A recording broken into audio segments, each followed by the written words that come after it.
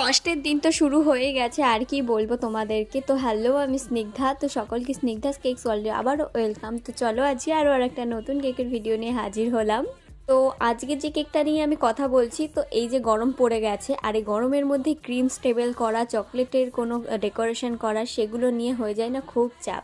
তো এখানে কাস্টমার যে রেফারেন্স ফটোটা পাঠিয়েছিল সেটা ছিল কিন্তু চকলেট গানাশের কেক। তবে এখানে আমি চকলেটটা যতটাই না হার্ড করেছিলাম, যতবারই বাইরে বার করছি আর এরকম টাইপের মেল্ট হয়ে যাচ্ছিল।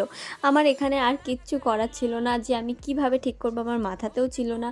তবে বারবার ফ্রিজে রাখছিলাম আর তখনই হয়ে যাচ্ছিলো লোডশেডিং। আর তোমরাই বলো এরকম পরিস্থিতিতে আমি কি করতে পারি। কিন্তু লাস্টে দেখি কাস্টমার তো বেশ ভালোই রিভিউ দিয়েছিল। তবে সে নিতে এসেছিলো প্রায় 3 থেকে 4 কিলোমিটার দূর থেকে। তো তাকে আমি বলি তুমি কিন্তু সঙ্গে সঙ্গে নিয়েই ফ্রিজে রাখবে। তো আমার কাছে যে এতটা পরিমাণে গলে যাচ্ছিলো, আর সে বাড়ি নিয়ে গিয়ে তো দেখি আরও খারাপ অবস্থা। লাস্টে আমার একটা ও ফটো পাঠিয়েছিল, আমি তোমাদের সাথে অ্যাড করে দেব।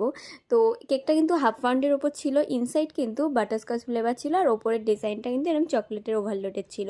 তো যাই হোক, কেকটা দেখতে কেমন লাগলো কিন্তু আমায় জানাতে ভুলো না। দেখাবে পরে কোনো এক ভিডিওতে।